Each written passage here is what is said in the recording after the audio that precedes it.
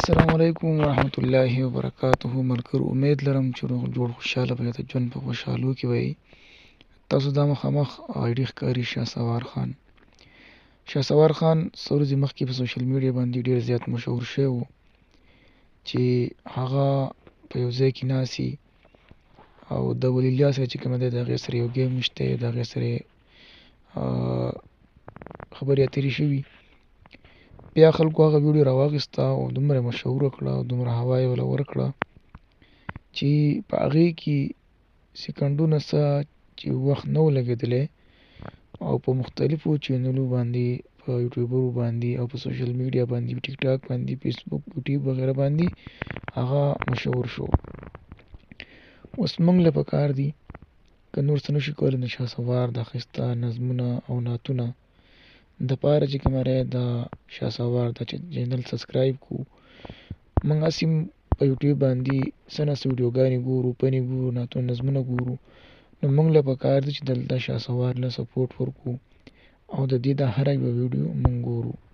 د دې ویډیو تقریبا 3 ورځې مخکې ختله 757 ویوز پرې راغلي، دا بله 3 ورځې مخکې ختله او دا بله 4 ورځې مخکې ختله. د شهسوار مختلف ویډیوګانې به تاسو ته په نظر باندې راځي په یوټیوب باندې. د هغې چینل دی او چې کله د هغې دغه ویډیو مارکیټ ته راغله نو اول پسې ما خبرې کولې، بیا پسې بل خبرې کولې، بیا پسې بل خبرې کولې. مونږ خلک صرف په خلکو پسې تکړه دی لپاره چې خبرې پسې وکړو. که څوک غلط کار وکړي نو بیا پسې لګیا یو او د هغې پورې نه مف کوو چې یا خو هغه مړ نه او یا هغه بس په ځان څه چل کړی نه، د هغې پورې موږ د هغه خوارغریدونه غلی کوو. بیا د شهسوار نه داسې نور هم ډېر خلک دي چې هغه بیا موږ په سوشل میډیا باندې نه ماپ کوو، په هغې پسې مختلف خبرې او مختلفې قصې هم شروع کړي. دا شهسوار چې کومه دی دې چې کومه ویډیو کړې وه نو دې بیا د هغې نه چې کومه دی توبه طیب شو، معافي یې وغوښته او ویل چې یاره زه ذهني ټارچر شوی وم او یقیني سړی چې کله ذهني ټارچر شي نو هغه بیا څه نور څه ویلی شي.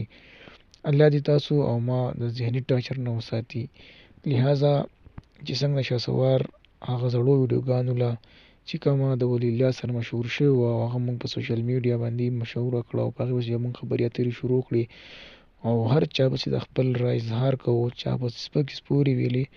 نو موږ له اوس پکار دی شهسوار دا ښایسته چینل دی چې په شهسوار خان په نوم باندې دی او دې ته دا نظمونه او نعتونه او مختلف داسې نور څه خیجئ.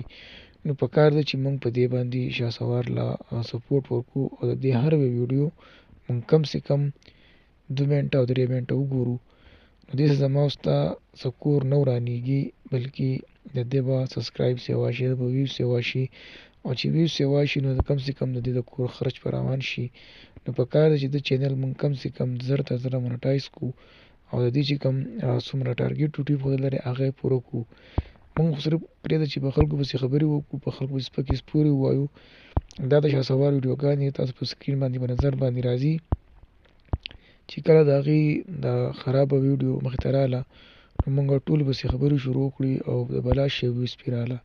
خو چې کله شهسوار واپس خپل دیني کوم دغه چې خدمات دی هغه ته واپس راغی نو بیا ما ورته بالکل خاموشه شو او موږ پسې هېڅ هم نه ویله. نو زما تاسو درخواست دی چې مهرباني وکئ د شهسوار دا چینل چې کومه دی د دپاره چې کومه دی موږ کم سے کم دا سبسکرایب کړو او د ویډیو خامخا لازمي وګورو. شهسوار چې کومه دی چې خپل خدمت شروع کړي د دین تبلیغ چې هغه پرې نږدي او د ویډیوګانې چې کومه موږ خامخا لازمي ګورو. نو مهرباني وکئ تاسو ټول بایګان وروڼه پکار دي چې د شهسوار د ویډیوګانې موږ ګورو او که د هغې بیا داسې ویډیو مخې ته راشي نو هغه بیا موږ ډېره تیزه مشهوره او پسې نښتي یو. نو مهرباني وکئ نورې خبرې اترې به پرېږدئ، د شهسوار هره یوه ویډیو به لازمي او خامخا ګورئ. زما تاسو ټولو درخواست دی مهرباني وکئ د شهسوار چینل دی د سبسکرایب کړئ او لازمي یې وګورئ.